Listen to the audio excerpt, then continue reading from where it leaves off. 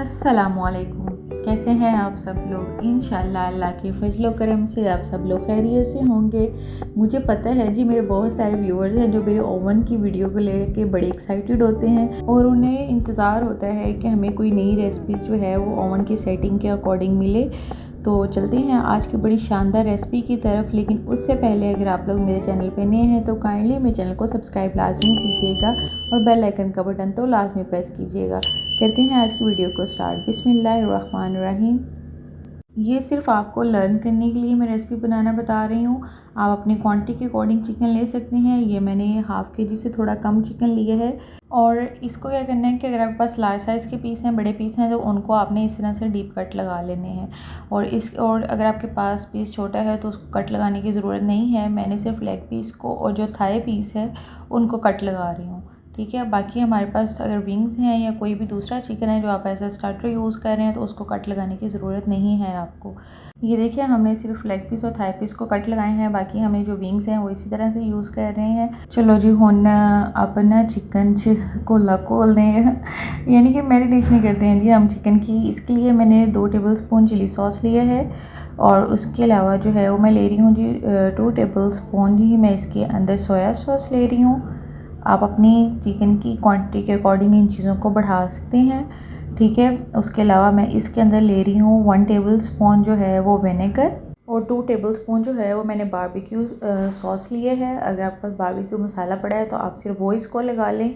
1 table spoon भर के जो है वो आपने जिंजर गार्लिक का पेस्ट यूज़ करना है। इसमें गार्लिक का फ्लेवर बहुत अच्छा लगता है, इसलिए अपने गार्लिक क्वांटिटी ज़्यादा रखनी है। इसके अंदर मैं डालूँ जो हस्बे ज़रूरत सॉल्ट, यानी कि लून नमक डाल लें आपको जितनी इसके अंदर चाहिए। और इसके अलावा जो है half table spoon Kali Kali मिर्चें, ठीक है। अब हमने इसको कर लेना है जी अच्छे तरीके से मैरिनेट, ठीक है। ये देखें जी, इस तरह से आप इसको मिक्स कर लें। अगर आपको खट्टा ज़्यादा अच्छा लगता है तो आप लेमन भी डाल सकती हैं, लेकिन इसमें सॉसेस डाले हैं तो इसका फ्लेवर वैसे ही बहुत मज़े का होगा। तो इसकी खटास जो है वो बारबेक्यू फ्लेवर और सोया सॉस से काफ़ी अच्छी बन जाएगी और विनेगर से ना। अभी हमने इसको मैरिनेट करके अच्छे तरीके से तो इसको हमने रख देना है जी, कम से कम आधे घंटे के लिए रखें।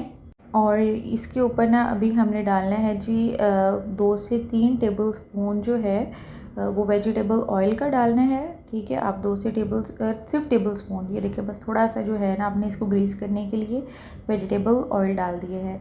एक्चुअली जब हम बेकिंग के लिए चिकन की मैरिनेशन करते हैं तो हमें कुछ ज़्यादा लंबे अरसे के लिए भी ना रखें तो फिर भी चल जाता है। आधे घंटे के लिए इसकी मैरिनेशन मोर देन इनफ है। घंटा लगा ले तो अच्छा है, लेकिन आधे घंटे के लिए काफ़ी है अगर आप जल्दी से बना रही हैं, बिकॉज़ ये एक स्टार्टर डिश है और ओवन में भी ये एज अ स्टार्टर डिश के तौर पे ली गई है। तो अभी हमने इसको ढक देना है जी आधे घंटे के लिए। उसके बाद होने वाला है कुछ बहुत ही एक्साइटेड। तो चले जी, अभी हो गए हैं आधा घंटा हमारे चिकन की मैरिनेशन को पड़े हुए। और ये वो तवा है जो हमें ओवन के साथ ही मिला है। और इस ओवन के अंदर जो ये तवा है ये बेकिंग के लिए ही उन्होंने दिया हुआ है, लेकिन क्योंकि मेरा यूजेज काफ़ी ज़्यादा है इसलिए इसकी थोड़ा कलर जो है वो फेड हो गया है, इसको ज़रा इग्नोर करें। और ये मैंने थोड़ा सा डाला है जिसके अंदर वेजिटेबल ऑयल तकरीबन 1 टेबल स्पून। अभी हमने इसको जो है वो ग्रीस कर लेना है। ये देखें, इस तरह से आप पैन को ग्रीस कर लें। और या फिर आप इसके अंदर जो है वो बटर पेपर भी रख सकते हैं, लेकिन बेटर ये है कि आप इसके लिए जो बटर पेपर हैं वो यूज़ नहीं करें। बस इस तरह से आप तवे को ग्रीस कर लें। और अभी जो हमने चिकन मैरिनेट करके रखा था वो हम इस तवे के अंदर जो है वो सेट कर देंगे। और ये देखें जी, ऑलमोस्ट हमने सारा चिकन जो है वो तवे के ऊपर शिफ्ट कर दिया है और इसके साथ जितनी भी मैरिनेशन थी वो आपने इस तरह से रोल करके इसके ऊपर सारी जो है वो स्प्रेड कर देनी है। ठीक हो गया। अभी जो है अभी हम करेंगे जी ओवन की सेटिंग।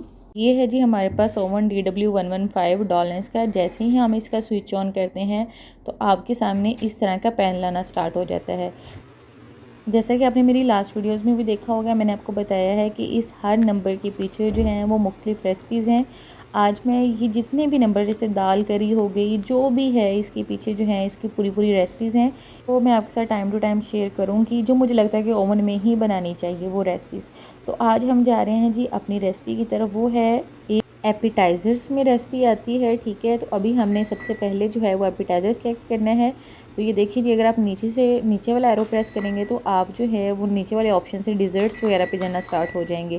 لیکن ہم نے جو ہے وہ A07 سلیکٹ کرنا ہے، یعنی کہ ایپیٹائزر میں آپ نے 7 نمبر کی ریسپی کو سلیکٹ کرنا ہے. جیسے ہی آپ کا پینل سٹارٹ ہوگا تو آپ نے جو ہے اپورڈ ایرو کو پریس کرنا سٹارٹ کرنا ہے. ٹھیک ہو گیا. پینل آنے کے بعد آپ اپورڈ ایرو کو پریس کریں تو یہ دیکھیے گا یہ آ گیا جی ہمارے پاس A07. یہ جب آ جائے آپ کے پاس تو آپ نے پریس کرنا ہے سٹارٹ کا بٹن. یہ دیکھیں ایک دفعہ آپ سٹارٹ کا بٹن پریس کریں گے تو آپ کیا ہو گیا کہ آپ کے پاس جو ہے وہ ایپیٹائزر کی A07 کی ریسپی سلیکٹ ہو چکی ہوئی ہے. A07 پہ لانے کے بعد آپ نے اپنا جو ریسپی تیار کی ہوئی ہے وہ اس کے اندر پلیس کر دیں اور ابھی آپ سٹارٹ کا بٹن پریس کریں تو یہ دیکھیے گا کہ اس کے اوپر یہ والے سائن آنے سٹارٹ ہو جائیں گے. آپ نے پلیس کرنے کے بعد 2 دفعہ سٹارٹ کا بٹن پریس کرنا ہے، ٹھیک ہے. جیسے ہی اس کے اوپر ٹائم چلنا سٹارٹ ہوگا یہ دیکھیں ہمارا جو ہے وہ میں نے اس کو بھی پک کو روکا ہے تاکہ آپ کو سمجھ آئے کہ یہ سارے سائن A07 سلیکٹ کرنے کے بعد اس کے اوپر آئیں گے تو سمجھے آپ کی ریسپی سٹارٹ ہو چکی ہوئی ہے. اور یہ جو ریسپی ہے یہ 25 منٹس لے گی. وہ اس کو ٹائم کو آٹو ہی سلیکٹ کرے گا، اس کا گرل کا آپشن بھی وہ آٹو ہی لے گا، سب کچھ آٹو کرے گا. آپ کو صرف A07 سلیکٹ کرنے کے بعد اس کو اندر رکھنا ہے. یہ دیکھیں آپ کو دھواں نظر آ رہا ہوگا. میری ایک ویور نے پوچھا تھا کہ اس اوون میں سے دھواں نکلنا سٹارٹ ہو جاتا ہے تو میں بند کر دیتی ہوں، اس کو بیکنگ کرتے ہوئے ڈر لگتا ہے. تو میری بہن ایسا ہوتا ہے کہ جب آپ اس کو یوز نہیں کرتے ہیں گرل کے آپشن پہ یا بیکنگ کے آپشن پہ تو جو گرل ہوتی ہے اس کے اوپر جو آئل وغیرہ جو ہم سالن وغیرہ گرم کرتے ہیں وہ اس کے اوپر جم جاتا ہے. تو جب اس کو وہ ہیٹ ہوتی ہے تو اس کے فیوم ہوتے ہیں. تو یہ دیکھیں میں ہر 3-4 سیکنڈ کے بعد اس کا ڈور کھول کے اس کے فیوم جو ہے وہ اس میں سے نکال رہی ہوں. اس سے آپ نے بالکل بھی نہیں گھبرانا کہ آپ صرف یہ دھوئیں کی وجہ سے جو ہے وہ بیکنگ نہیں کریں.